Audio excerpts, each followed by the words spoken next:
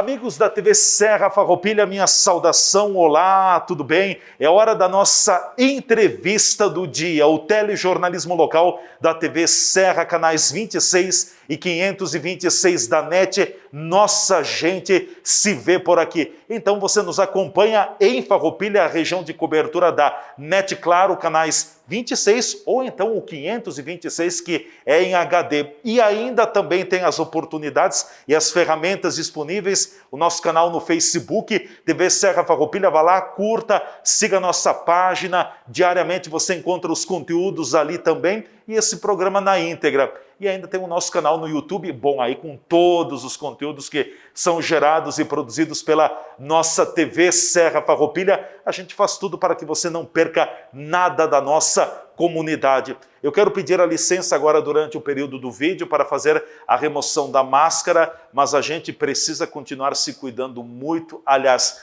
mais do que nunca agora é a hora da gente se cuidar, porque estamos no momento crítico. Momento delicadíssimo da pandemia, praticamente, se não no colapso, à beira do colapso da estrutura de saúde pública do nosso estado. Então, nós precisamos tomar medidas urgentes e começa pela medida individual. Cada pessoa tem que se conscientizar. Não vamos brincar com o vírus não é brincadeira. Então, cuidado, nós temos que ter atitude, é hora de ter atitude na nossa vida, porque caso contrário, nós pagaremos muito caro ali pela frente. Fica esse meu apelo, o nosso hospital de Farroupilha também está completamente lotado, não tem mais cirurgias eletivas, elas estão temporariamente suspensas, o hospital está preparando áreas como, por exemplo, bloco cirúrgico, para promover leitos de internação de Covid-19, seja de UTI, seja leito clínico. Então, não vamos brincar. A partir do momento em que nós vermos que pessoas poderão perder a vida e não pudermos fazer nada, aí sim bateremos a mão na nossa consciência. Fica o convite, fica o meu lembrete a todos vocês. Recebo hoje aqui nos estúdios da TV Serra Farroupilha para o nosso bate-papo tradicional, diário, o deputado estadual do Novo, Giuseppe Resgo, que está com a gente aqui nos estúdios. Ele é natural de Santa Maria, mas tem uma ligação muito forte também com a Serra Gaúcha e especialmente com a cidade de Farroupilha. Na pauta da nossa fala com o deputado, claro, a questão da pandemia, vamos falar também sobre uma bandeira que o deputado tem levantado há muito tempo e que há alguns dias o governo do estado atendeu, que são as mudanças ou a simplificação das taxas cobradas pelo próprio Detran. Falaremos também sobre o comportamento do governo do estado, ações do governo do estado e outros assuntos que estarão sendo colocados na pauta do deputado, com a entrevista aqui no bate-papo com o deputado. Deputado Giuseppe Resgo, agradeço a sua disponibilidade em estar com a gente aqui nos estúdios da TV Serra. Fique à vontade se quiseres manter a máscara, se quiseres retirá-la, a decisão é sua. Bem-vindo, tudo bem? Tudo bem, obrigado pelo convite, Leandro. Se me permitir, já que permitiu, eu vou fazer a retirada nesse momento, mas logo depois nós recolocamos para facilitar o nosso trabalho aqui. Te agradeço pelo convite e estou à disposição aí para a gente poder conversar sobre esses temas tão importantes para o nosso estado. Com certeza. Bom, deputado, inicialmente é um tema difícil. Nós estamos com o Rio Grande do Sul, todo ele de ponta a ponta, de norte a sul, de leste a oeste, com bandeira preta. É o pior momento da pandemia que nós estamos vivendo. Deputado, preocupa muito a questão da saúde pública. Como o senhor também tem acompanhado todos esses últimos desdobramentos dos últimos dias? Bom, a gente tem que analisar o cenário todo, né? É muito fácil ser engenheiro de obra pronta e analisar aquilo que já aconteceu, mas existem algumas coisas que nós estamos alertando há bastante tempo e vem sido dito há bastante tempo e aparentemente as autoridades não têm levado tão a sério. O que eu quero dizer com isso? Se a forma com que a gente tem conduzido a pandemia no Brasil, no meu entender, não é a forma mais adequada possível. Ela tem sido banalizada no Brasil? Talvez sim, e talvez as medidas restritivas foram colocadas para inglês ver. O que eu quero dizer com isso? Né? O governo do estado ele criou um modelo chamado distanciamento controlado, né? Que foi um modelo que surgiu depois de um fechamento quase que completo das atividades feito lá em março.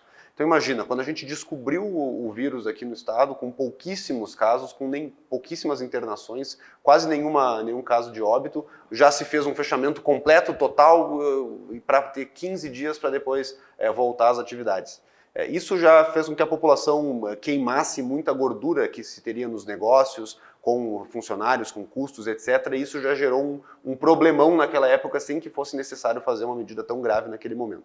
Depois disso, a gente começou a fazer o distanciamento controlado, que segundo o anúncio inicial do governador, seria um modelo baseado em dados, evidências, números, e os especialistas iam dizer o que tem que fechar, o que tem que abrir, qual que é a capacidade, e isso foi se alterando toda semana, a todo momento. É só perguntar para a população aí o que pode abrir, o que não pode abrir na bandeira laranja, ou na vermelha, na preta, ninguém sabe direito, ninguém lembra direito, e nem eu mesmo consigo dizer com tranquilidade, porque muda toda hora. Toda semana tem uma alteração nova. Também tem os casos de descaso com a pandemia, muita gente realmente ignora completamente. A questão da negação do vírus, como se ele não existisse, como se ele fosse uma bobagem, como se ele fosse uma coisa a não se preocupar, isso é preocupante sim. E agora, principalmente, o maior problema, ao meu entender, nesse momento, é a demora e a dificuldade na compra de vacinas e na vacinação da população, e também algumas descalibragens na aplicação da vacina. Eu tenho visto hoje idosos assim, com 80 e poucos anos, alguns tendo dificuldade para poder adquirir a vacina, que são pessoas que têm o maior grupo de risco, e ao mesmo tempo profissionais da saúde muito jovens, pessoas com seus 20 e poucos, 30 anos de idade, sendo imunizados antes das pessoas com comorbidades graves. Então assim, alguma coisa está errada, e também o fato da demora da vinda de muitas vacinas. Então, se fez um fechamento de comércio, às vezes, desnecessário, exagerado, forçado. Talvez prematuro. Talvez prematuro, talvez constante e consistente em momentos onde não era necessário, talvez também punindo muito atividades econômicas que não é exatamente o local mais perigoso para se adquirir o vírus. Eu considero mais perigoso adquirir o vírus, às vezes, em reuniões familiares, com pessoas próximas, com contato próximo, do que num comércio. Eu vou entrar numa trabalho, loja, vou comprar uma coisa e vou embora. Chego no trabalho, faço a minha atividade, converso com os meus colegas mantendo a máscara ou mantendo uma distância segura que seja. Isso é menos perigoso do que fazer algumas atividades que se faz e não tem como controlar. Então, assim, como nós controlamos o vírus nesses últimos meses foi um processo bem problemático, bem delicado, e agora a gente chegou numa situação que não tem como negar, não tem como reclamar, não tem como dizer que não é verdade, os hospitais estão lotados. O fato é que a gente chegou até aqui. Tudo que a gente tentou fazer até aqui era para evitar chegar nesse momento. E mas estamos à beira do caos. Agora nós chegamos nesse momento. Hoje aqui a gente está em Farroupilha, o hospital de Farroupilha, até onde eu sei, está com 100% dos leitos utilizados na UTI. Eu tive ontem no Hospital Geral, em Caxias do Sul, quando eu entrei na área administrativa do hospital para conversar com o diretor, nós estávamos com 97% dos leitos ocupados. 2-3 leitos sobrando. E quando eu terminei a reunião, já estava lotado 100%. Então, a situação chegou. E o que nós temos que fazer a partir de agora? Agora a gente tem que dar um passo atrás, tomar o devido cuidado, entender que a pandemia chegou e que o negócio é sério, que o vírus é sério, tentar fazer com que a vacinação chegue para a população e também não punir desnecessariamente alguns tipos de atividades que a gente sabe que não tem risco grande de transmissão do vírus. A gente tem que ter bom senso. Esse é o grande problema. Quando o senhor fala em punir atividades que talvez não ofereçam o risco maior, seriam as atividades ligadas ao comércio, à indústria, a chamada matriz produtiva do Estado? Eu diria que uma atividade essencial ou uma atividade não essencial, isso não é a classificação que determina a transmissão de vírus. Eu posso ter uma atividade essencial que pode transmitir o vírus, como, por exemplo, um supermercado que tem muitos que estão lotados por aí. Circulação de pessoas. E existem atividades que são não essenciais, como, por exemplo, um comércio de vestuário, onde entra 10 clientes por dia, um a cada meia hora. O risco de transmissão do vírus é muito pequeno. Então tem que ter bom senso. Não é porque é uma farmácia que eu posso liberar de qualquer jeito e as pessoas podem entrar e se aglomerar lá dentro, porque é um mercado que eu posso liberar de qualquer jeito, porque são atividades essenciais e porque é um comércio, às vezes, de um artigo que seja supérfluo, que pouquíssimas pessoas passam por ali por dia, que eu tenho que trancar tudo e fechar tudo. Tem que ter um mínimo de bom senso nesse processo todo e principalmente da população olhar e perceber que não dá para ficar tratando como se fosse uma grande bobagem, porque se precisar de leito agora, não vai ter, e não só para Covid. Se eu estiver andando de carro e me acidentar, eu vou precisar de um leito de hospital. E aí? Se eu tiver um ataque cardíaco, eu preciso de um leito de hospital. Se uma pessoa mais velha tem alguma situação onde pessoas mais velhas têm esse risco maior e precisam de um atendimento médico, não tem. Talvez não tenha. Então, a gente tem que tomar esse cuidado de verdade nesse momento. Com certeza. Bom, deputado, no ano passado, o próprio governador do estado tem sinalizado de que tinha o interesse de comprar, fazer aquisição de doses da vacina contra o coronavírus, e agora, alguns dias, o Supremo Tribunal Federal também respalda, autoriza a compra de vacinas. O estado não está atrasado na busca dessas vacinas? Olha, eu diria que ainda não dá para dizer que é atrasado. Eu forçar um pouco a barra ao dizer que eles estão atrasados, porque a autorização do STF é recente. Veio da semana. E a autorização da Assembleia foi recente também. Na última terça-feira, né? Terça-feira, exatamente. Hoje é sexta, a gente autorizou na terça. Então, atrasado eu acho que seria forçar um pouco a barra, mas está na hora, né? Chegou o momento, as autorizações estão feitas, o governo do estado pode fazer a negociação imediata com a Pfizer, com a Oxford, com os laboratórios. Pode comprar, pode mandar vir. E o governo do estado conseguiu, ano passado, prorrogar a manutenção do aumento de ICMS. Então a gente está aí com a gasolina caríssima, com a energia elétrica caríssima, saibam que isso é por conta da prorrogação do aumento de imposto, que aconteceu lá em 2015. Da manutenção das alíquotas majoradas. Exatamente. Aconteceu lá em 2015 um aumento de imposto, foi prorrogado novamente em 2018 e agora no final de 2020 foi prorrogado por mais um ano. E o argumento naquele dia, eu estava lá na votação, eu estava argumentando contra, eu não queria que prorrogasse o aumento. O senhor votou contra? Votei contrariamente, fiz campanha contra, fiz tudo o que eu poderia fazer para poder voltar ao normal a cobrança de impostos, porque está tudo muito caro e a população está com dificuldade, não tem dinheiro abundante por aí e a gente vai ficar aumentando imposto ou mantendo o aumento de imposto, não faz sentido nenhum. Só que o argumento que eles fizeram naquele dia, principalmente um argumento feito pelo PT, o Partido dos Trabalhadores, era que se eles votassem... Que foi o fiel da balança, na verdade. Foi o fiel da balança e, olha, se não fosse eles, ia ser uma vergonha a votação pro governo. Foi 28-20 com 8 votos do PT, que é a oposição. Então, a votação normal daria... não foi 28-20, foi 28 favoráveis e 23, 4, não lembro exatamente quantos contrários. Mas, enfim, isso não vem ao caso. Sim. O argumento deles era...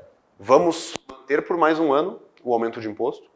Em troca. E isso vai fazer com que o governo do estado possa comprar vacinas.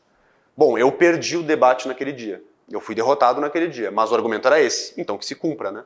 Já que eles ganharam, já que a democracia impôs que esse é o que a população quer, o que os representantes do povo querem, o aumento de imposto para fazer a compra da vacina, então que pegue esse dinheiro e compre vacina agora. Porque, ao meu entender, a única alternativa realista e viável para a gente sair desse problema todo, ou pelo menos mitigar esse problema todo, é vacinação.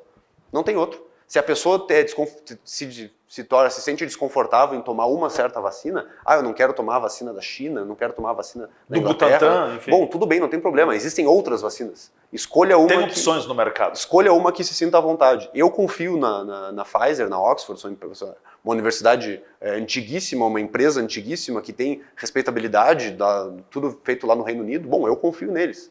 Então, que se busque essa vacinação, porque sem a vacina vai ser complicado, vai ser difícil, vai ser demorado e podem ocorrer muito mais óbitos. O Brasil já passou dos 250 mil óbitos. É uma situação lamentável. O Estado passou de 12 mil. É muito complicado.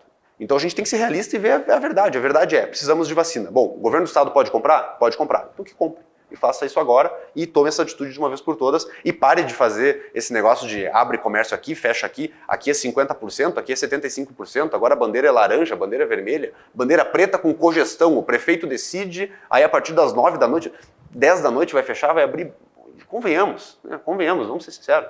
Isso é para dizer que está se fazendo alguma coisa. A gente tem que ter medidas sérias, corretas e que vão dar resultado. Para mim, é só a vacinação que vai resolver. Uma das grandes preocupações, deputado, claro, esperamos que essa fase conturbada de muita dificuldade, ela seja superada, é o pós-pandemia, na questão da própria economia como um todo, porque muitas empresas estão passando por dificuldades, o comércio, a indústria, o setor de serviços, enfim, salvo raras exceções, está difícil para todos. O que o senhor também vê, como é que o senhor vê essa questão e o que está ao alcance do parlamento para essa questão de uma retomada pós-pandemia? Já que o nosso Estado não é competitivo. É uma situação bem complicada. Na minha visão, minha visão política, minha visão ideológica é que o governo não tem que meter a mão na economia, no meu entender. O governo mais atrapalha do que ajuda quando tenta fazer isso, né? Tanto os exemplos são diversos, os exemplos são vários. É muita burocracia, muita dificuldade, é muito imposto, é licenciamento, enfim. Quando tenta fazer, dificulta ainda mais. As pessoas sabem o melhor para elas do que o governo. As pessoas que estão no dia a dia, elas sabem melhor as suas necessidades e os empreendedores que estão aqui fazendo as suas atividades sabem melhor como entregar isso. Então, para mim, o governo tem que sair da frente e parar de incomodar, parar de atrapalhar. E ele atrapalha muito, no Rio Grande do Sul em específico, com altos impostos, com alta burocracia, com alta dificuldade e não cumprindo as suas funções básicas de garantia, por exemplo, de uma infraestrutura adequada. A nossa infraestrutura é muito ruim aqui no estado. Estradas são ruins, ferrovia não se utiliza no país inteiro, nesse caso. Porto, a gente tem um porto só grande, que é o Porto de Rio Grande, fica lá longe, o acesso é muito difícil. Quem é que vai querer vir se instalar aqui? Né? As estradas aqui da Serra estão com uma situação muito lamentável, deplorável. Estão capengas. Numa região industrial, uma região forte do estado, uma região próspera do estado. Agora imagina as regiões que não são tão prósperas assim. Então, para mim, o que vai fazer com que a economia retome não são atitudes positivas do governo, mas atitudes negativas, ou seja, ele saindo da frente, da frente do empreendedor. E isso só vai acontecer se a gente tiver redução de gastos, redução de despesa. O governo gasta demais.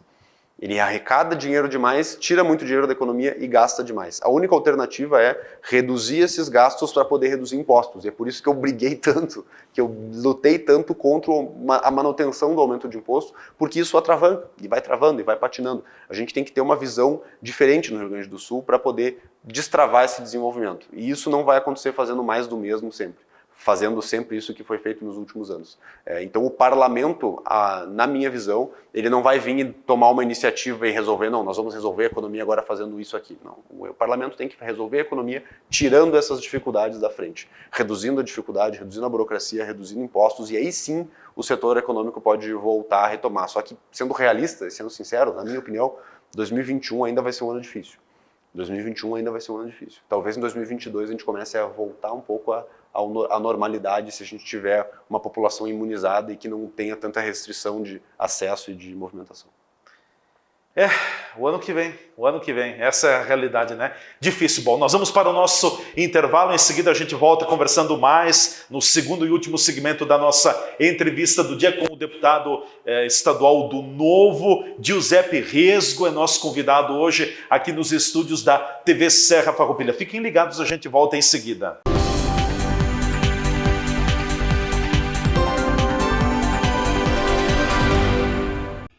Farroupilha, berço da imigração italiana. Cidade acolhedora e que sempre recebeu de braços abertos as pessoas e as empresas que aqui chegaram, com vontade de crescer e prosperar. Suas belezas naturais, sua fé e religiosidade estimulam o esforço de transformar sonhos em realidade. Por todos esses encantos, o Super Apollo chega a Farroupilha, uma jovem empresa cinquentenária, para atender e servir a essa simpática comunidade, sempre comprometida com a segurança alimentar, qualidade e variedade de produtos e serviços. Aqui você é de casa. E estando presente nos lares farroupilhenses, o Super Apollo fará parte da história desta cidade encantadora. Obrigado, Farroupilha. Super Apollo, aqui você é de casa. Fazer a graduação EAD semipresencial na UniaSelv é ter a praticidade do EAD com o melhor do ensino presencial. Você estuda onde quiser e na hora em que puder. E quando pintar aquela dúvida, semanalmente um tutor dá aquela força para você que realiza atividades em sala, disciplina por disciplina. Tudo com mensalidades super acessíveis e nota máxima do MEC. Venha para a UniaSelv, EAD quando você quer, presencial quando precisar. UniaSelv, presente com 3 polos na região. Polo UniaSelv Caxias do Sul, na Rua Guerino São Vito, número 814, Shopping Világio Caxias, WhatsApp 99699-9118. Polo UniaSelv Bento Gonçalves, Avenida Osvaldo Aranha, número 1075, Cidade Alta, WhatsApp 98433 9645. Polo Uniaselv Farroupilha, Avenida Santa Rita, número 21, Sala 13, Edifício Rodolfo Antônio Feltrin, bairro Vicentina, WhatsApp 98447 1569.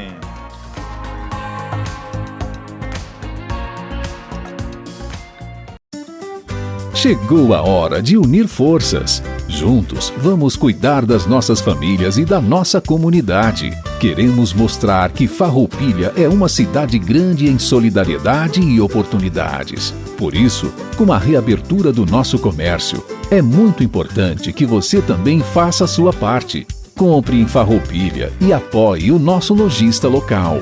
Com a união de todos, estaremos preparados para seguir em frente, pois nosso comércio é forte e vibrante. Em nossas lojas, você encontra tudo o que precisa. Fique ao lado do nosso comércio. Compre em Farroupilha e entre nessa corrente do bem. Uma campanha do Cindy Lojas Farroupilha.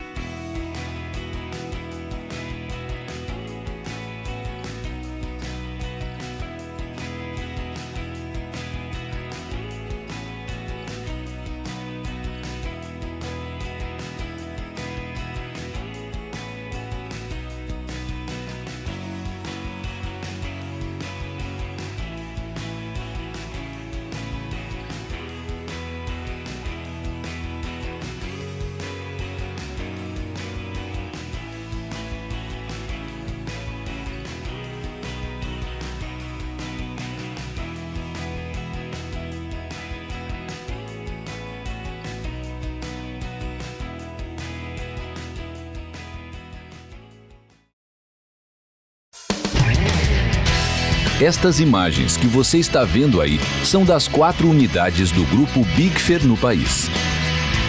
Nossas fábricas têm mais de 100 mil metros quadrados de área construída e estão instaladas em Farroupilha, no Rio Grande do Sul, em Curitiba, no Paraná e em Votuporanga, em São Paulo. Somos o maior fabricante de acessórios para móveis da América Latina. Produzimos mais de 10 mil itens que atendem aos mercados moveleiro, metal mecânico, linha branca, metais sanitários e supermercadista no Brasil e no exterior. Temos frota própria, o que agiliza a entrega dos produtos de nosso catálogo para clientes de todo o território nacional. Estamos andando no caminho certo.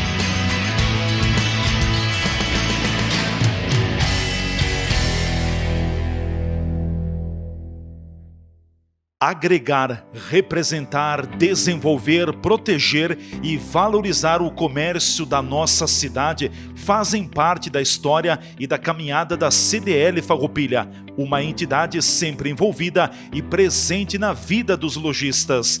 Desde 2015, a CDL trabalhou incansavelmente na obra de restauro da antiga estação férrea Nova Vicenza, no centro de Farroupilha. A construção recebeu uma recuperação completa e manteve suas originalidades.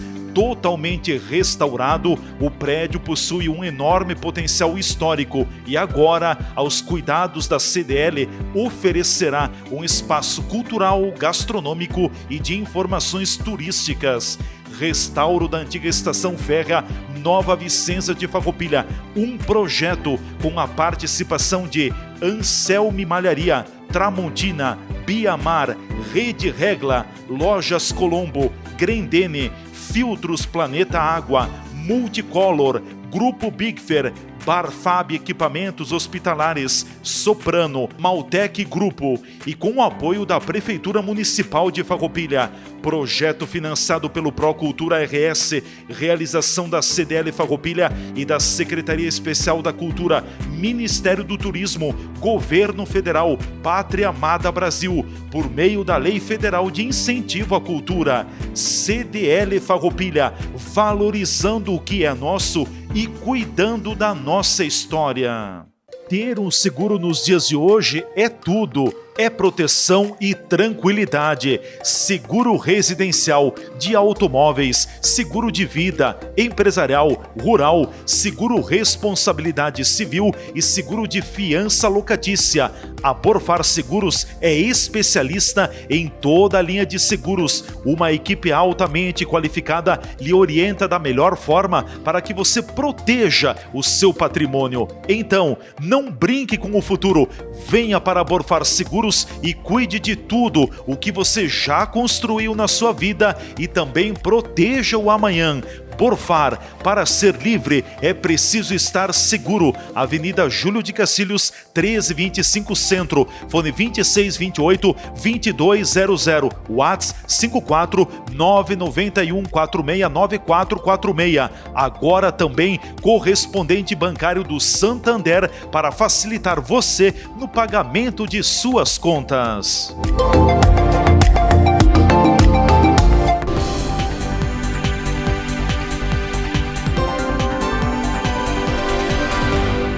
Já estamos de volta pela nossa TV Serra, canais 26 e 526 da NET. Nossa gente se vê por aqui, é a nossa TV, a TV de Farroupilha. É nosso convidado hoje aqui nos estúdios, com alegria a gente recebe a visita do deputado estadual do Novo, Partido Novo, Giuseppe Riesgo, natural de Santa Maria, deputado que cumpre o primeiro mandato na Assembleia Legislativa e tem como colega de partido o deputado Fábio Osterman. São dois deputados que integram a bancada do Novo na Assembleia Legislativa do Rio Grande do Sul. Deputado, um assunto que o senhor vinha levantando há tempo até que alguns dias o governador do estado anunciou mudanças. Tem mudanças nas taxas do Detran, até porque agora muito se caminha pela questão digital, eletrônica, online, e só para receber aquele documento, o certificado de licenciamento do veículo, enfim,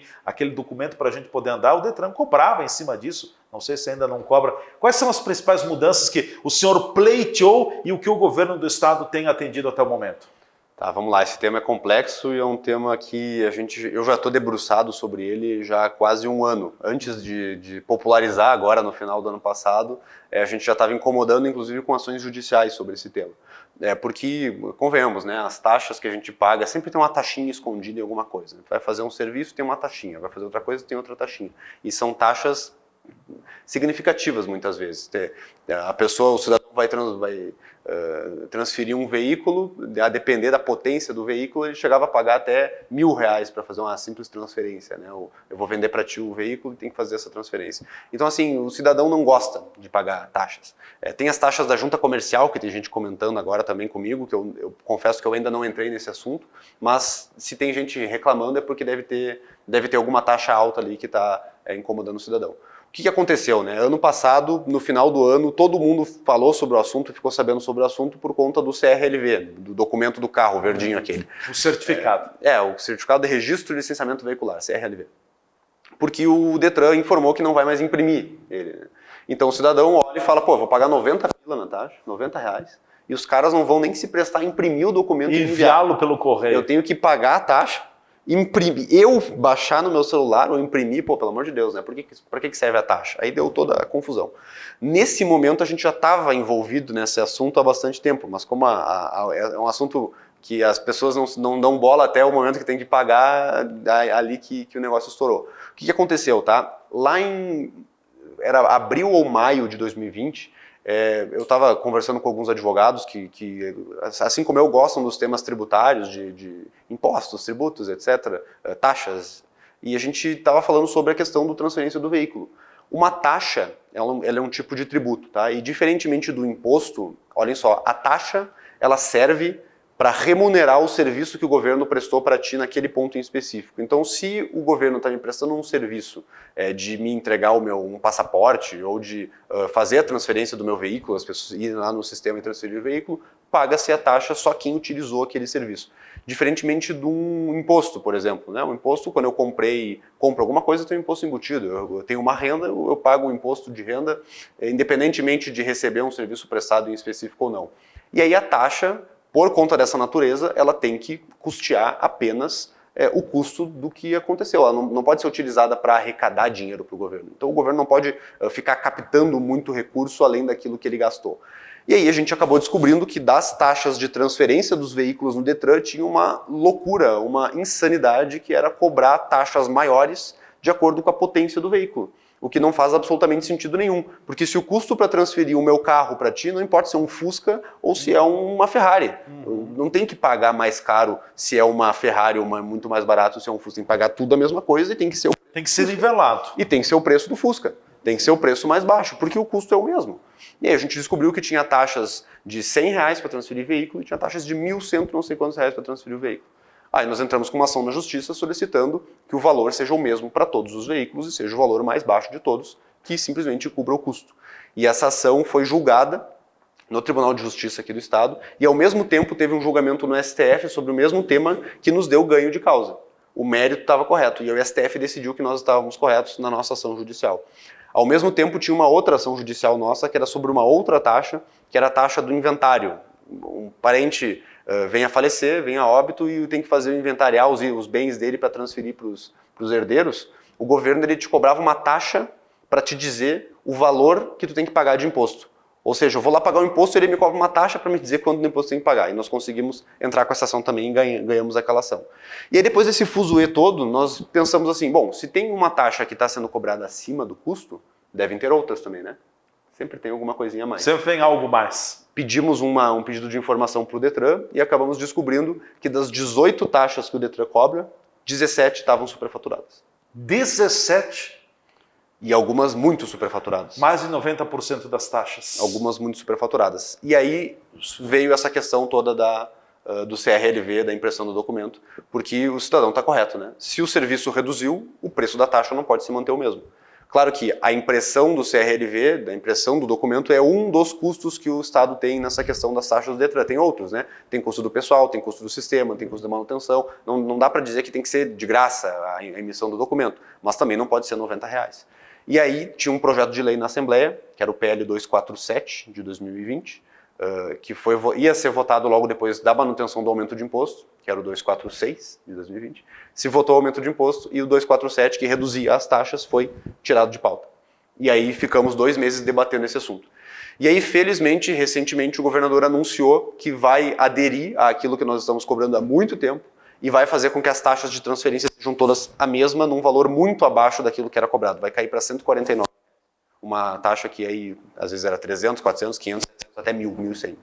Então eu considero uma vitória bem grande nossa, de poder reduzir essas taxas para um valor só e um valor único. E a taxa do CRLV, o anúncio inicial dele foi de 66, 65 reais, algo nessa linha. Claro que, ao meu entender, ainda não é o suficiente, está longe de ser o valor de custo do serviço. Mas é um começo. Mas já é um começo. E a gente pode mostrar que, se vocês aceitaram reduzir para 66, tem que ter um motivo, tem que ter uma explicação. Tem que me mostrar numa planilha que o custo para fazer o serviço é 66 reais. Senão, está cobrando a mais. Por isso tem que ser reduzido. Por isso que, num primeiro momento, eu considero uma vitória. Acho que tem outras taxas que dá para a gente ir atrás. Já conseguimos barrar a taxa da avaliação do ITCD, essa que eu mencionei. Conseguimos agora reduzir as taxas do Detran. O projeto vai ser votado semana que vem, provavelmente. E tem outras taxas que a gente vai continuar buscando. Então, o telespectador aí, se conhecer alguma taxa que talvez seja excessiva, me manda uma mensagem nas redes sociais aí de José Pirreso, em qualquer lugar, que a gente vai averiguar e ver se a gente consegue encontrar alguma alternativa para reduzir o custo delas. Certo. Bom, outro assunto, deputado, o senhor tem se envolvido muito também, diz respeito à questão da privatização, tem um chamado da privatização dos chamados pesos mortos aqui no estado. Sim. A própria CE, a Sulgás e também a CRM, a Companhia Rio Grandense de Mineração. Mas o caso mais crítico é da CE, Companhia Estadual de Energia Elétrica, porque no passado o governo do estado vendeu parte da CE. Em outras palavras, vendeu o filé mignon e ficou com a carne de pescoço. Então, não é dentro da CE tem várias, tem a distribuidora, tem a geradora, tem várias especialidades, mas enfim, se falando da CE, a dívida, o peso que a CE tem no nosso estado é muito grande, né, deputado? E está demorando essa privatização também, porque a Assembleia startou o governo, deu o aval para o governo do estado ainda no ano passado e, como a gente diz, demora e não está indo, né? Eu tenho um entendimento de que o governo, não só o governo, a minha mãe me dizia isso quando eu era criança, talvez a tua te dissesse a mesma coisa, quem tenta fazer tudo ao mesmo tempo não faz nada direito. É verdade. Ela, quando eu ia estudar, quando eu ia fazer qualquer coisa, ela via que eu ficava cheio de coisa, ela falava, olha, ó, guri, né? Guri. Foca em uma coisa só, foca naquilo que tu é bom, faz uma coisa de cada vez, não tenta fazer tudo ao mesmo tempo, vai dar confusão. E, ao meu entender, o governo vale a mesma máxima. Se o governo tenta fazer tudo, ele acaba não fazendo nada direito. A gente tem hoje um governo que tem companhia de energia elétrica, que tem companhia de gás, tem companhia de mineração, tem banco, tem televisão, tem tudo. Tinha até gráfico um tempo atrás, tem tudo. E a gente tem um governo que não consegue entregar os serviços básicos de qualidade. A gente tem uma infraestrutura ruim, a gente tem hospitais que têm dificuldades, a gente tem escolas com muitas dificuldades. A gente não entrega para a população o mínimo. Por que a gente quer que o governo seja dono de companhia de energia elétrica? Por que a gente quer que o governo seja dono de companhia de mineração? Quer dizer que é papel do governo do estado minerar carvão? É papel do governo do estado entregar energia elétrica? Na minha visão, não. Na minha visão, Talvez o governo... pode ter sido, mas agora não é mais o foco, Se né? foi numa época, tudo bem naquela época. Serviu naquela época. Bola pra frente. No momento, não dá. Então, para mim, eles deveriam privatizar todas essas empresas urgentemente. Inclusive o Banrisul? Inclusive o Banrisul. O senhor defende a privatização? Certamente, evidentemente, inclusive o A Banrisul. hora de privatizar o Banrisul seria agora, já que o banco está rentável? O Banrisul tem que ser vendido o mais rápido possível enquanto ele vale alguma coisa. Porque a gente está com uma concorrência gigantesca de Sistema bancário. novas empresas do setor bancário, com fintechs, com tecnologia, com...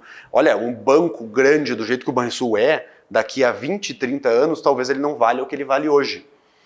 É como se o governo do estado tivesse, em 1870, uma grande fábrica de carroças e não quer vender nunca porque ela é lucrativa. Bom, quando vier as fábricas de carro, não vai valer mais nada. Como se o governo do estado tivesse uma grande produtora de querosene para iluminação pública quando a energia elétrica está chegando. Tem que vender de uma vez antes que uma hora não valha mais nada. É só ver a questão da Kodak.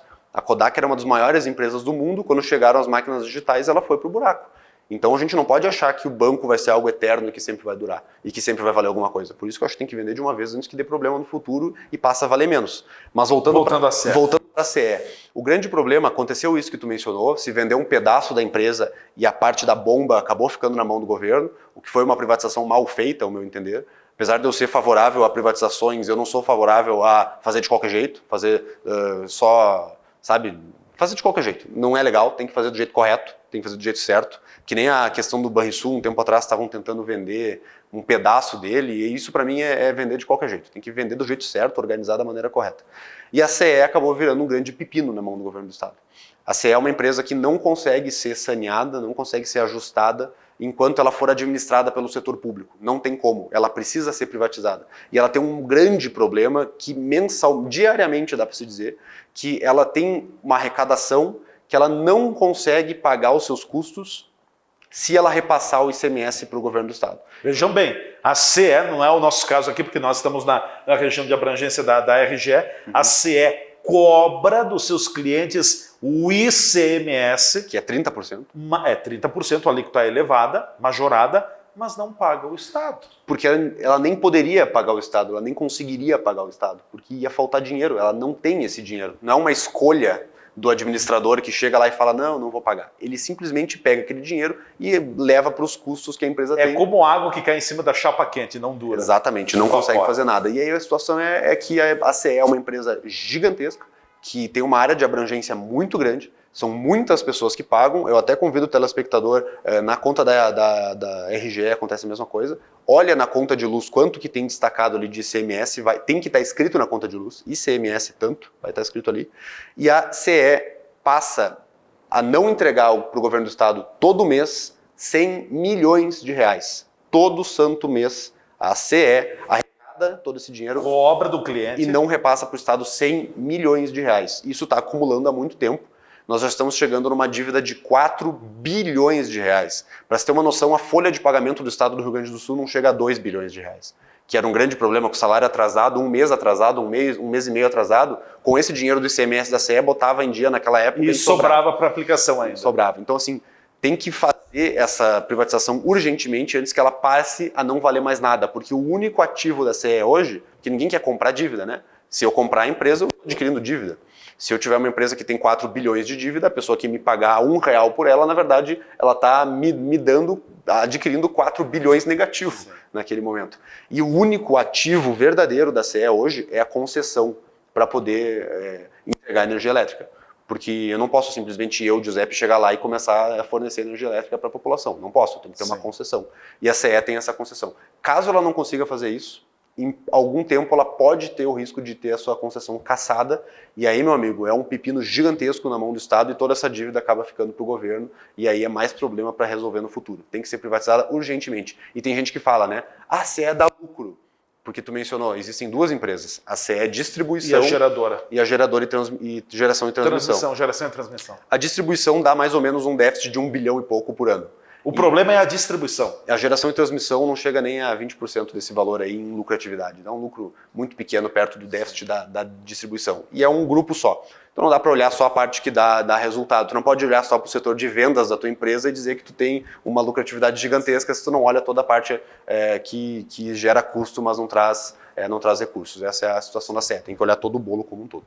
Deputado, me permita, já que aqui na região da Serra é um tema sempre muito delicado, a gente sabe que o governo do estado já tem deflagrado, já tem aprovado, inclusive, plano de concessão de rodovias. Tem algumas rodovias do estado que já estão avançado nesse projeto. Fala-se que em 2021 seria a vez de rodovias aqui da Serra Gaúcha, da própria RS 122, de outras rodovias também. Concessão de rodovias igual, leia-se, pedágios, né? Qual é o seu posicionamento? É o único jeito, é o remédio mais amargo que nós temos para poder ter rodovias um pouco melhores? Na minha visão, as concessões são algo benéfico. De novo, né? O governo que tenta administrar tudo acaba administrando as coisas de uma forma errônea ou muito cara. A gente teve uma experiência péssima com a EGR, Empresa Gaúcha de Rodovias, foi criada pelo governo Tarso. A gente chegou numa situação que o Detran, o DAER e a EGR. Quem é responsável por quê? Não tem como saber. A EGR simplesmente não conseguiu cumprir com aquilo que se esperava e o que já é esperado numa empresa estatal, né? A empresa estatal ela é muito utilizada para alocar amigos, conhecidos, amigos políticos, para poder fazer toda a administração do jeito que é feita, né? Os amigos do rei. Então, ao meu entender, nós temos que sim buscar concessões de rodovias, principalmente as rodovias que têm um grande fluxo de veículos e que precisam ser duplicadas, estendidas, aumentadas, mas, de novo, tem que ser feito do jeito correto. Não dá para fazer um pedágio sem uma concorrência, sem uma licitação bem feita, sem uma administração bem feita, que pode acontecer o caso que aconteceu aqui Caxias Farroupilha, onde muita gente reclama que era um pedágio meramente arrecadatório. Aquilo ali não estava trazendo... Era uma fúria arrecadatória. Não estava trazendo benefício nenhum para a rodovia. E não deixou benefícios também. Então, essa linha também não dá para seguir. Tem que ser um contrato bem feito, bem estruturado, onde tenha metas, onde tenha o que o governo, a concessionária deve fazer para o negócio poder ir para frente. Tem o caso do pedágio de Rio Grande, muita gente reclama também que é um pedágio caríssimo e que não está trazendo benefícios para a estrada, mas a gente pode dar um bom exemplo aqui no estado, que é a questão da Freeway. A Freeway é uma boa estrada, tem uma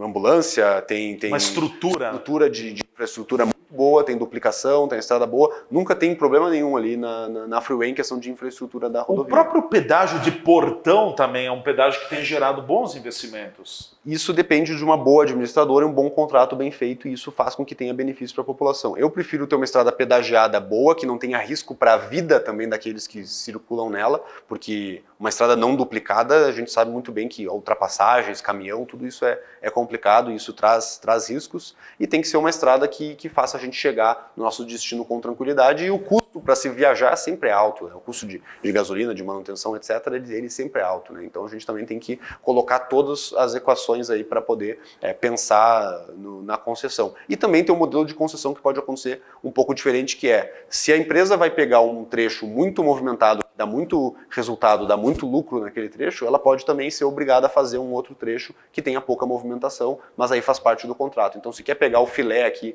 da 122 entre Farroupilha e Caxias, ou a 287 ali entre Porto Alegre e Itabaí, a 386, quer dizer, Porto Alegre e Itabaí, que tem muito fluxo de veículo, muita coisa, bom, tudo bem, vai pegar, vai ganhar dinheiro aqui. Mas vai pegar um outro pedaço que não é o mas não vai rentável. tem que fazer outros pedaços não rentáveis. E aí tu consegue ajustar tudo isso com um contrato que seja bom para a concessionária, que consiga administrar, e seja bom para o governo e bom para o cidadão. Bom, deputado, nosso tempo está chegando ao final, lhe deixo 1 minuto e meio, 2 no máximo para as suas considerações finais. Muito agradecido por esta oportunidade. Quando estiveres por Farroupilha e quiseres bater um papo com a nossa comunidade, estúdios abertos, câmeras abertas e microfones abertos na TV Serra. Perfeito, eu que te agradeço, obrigado pelo convite. Peço perdão aí para o telespectador se eu falei muito rápido algumas vezes, eu me empolgo e vou falando e vou trazendo o meu ponto de vista. Mas acho que é legal trazer um pouco mais de proximidade com a população que está acompanhando. Parabéns pelo trabalho, acho que é muito bom trazer esses temas e ficar atento sempre com aquilo que o governo está fazendo, porque talvez esse seja o papel mais importante de um deputado, né? Talvez não seja ficar se atendo a coisas muito pequenas e buscar resolver de fato alguns problemas e fiscalizar. Fiscalizar, olhar o que está acontecendo, ver a questão das taxas, ver a questão das concessões, das privatizações, ficar em cima e votar de acordo com aquilo que defende e aquilo que acredita. Eu sou muito claro com as minhas convicções, quem discordar de mim não tem problema, não vou ficar chateado com alguém que discorda de mim, tá bem claro aqui as minhas opiniões, e acho que essa é a função de um representante, né? Mostrar aquilo que pensa, que acredita. Se a pessoa concorda, ela vai atrás, ela se informa, ela, no futuro ela vota na pessoa, e se ela não concorda, ela busca outro candidato. Acho que essa é a linha de pensamento. Quais são suas redes de contatos aí, pessoal que está nos acompanhando? Eu sou pouco criativo nas redes sociais, é tudo Giuseppe Riesgo. O nome o pessoal da Serra vai ter facilidade em escrever, né? Giuseppe, do jeito italiano mesmo, Riesgo, R-I-E-S-G-O, no Facebook, no Instagram, no Twitter, em todas as redes sociais aí, não tem diferença nenhuma.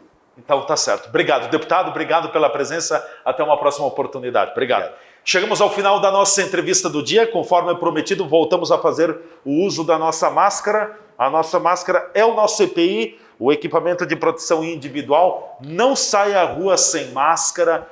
Vamos higienizar as mãos com água e sabão ou com álcool gel e também evitar a aglomeração de pessoas. Na família, a família é restritamente o núcleo familiar. É você, a esposa, o esposo, os filhos, paramos por aí por enquanto, para que depois lá adiante a gente possa também voltar ao convívio que a gente tinha antes. Então, nos cuidemos, nós precisamos nos cuidar. E volto a dizer mais uma palavra, atitude. Atitude a gente tem que botar em prática o que a gente faz. Então é nesse caminho. Um grande abraço a todos, até amanhã com mais uma edição da Entrevista do Dia.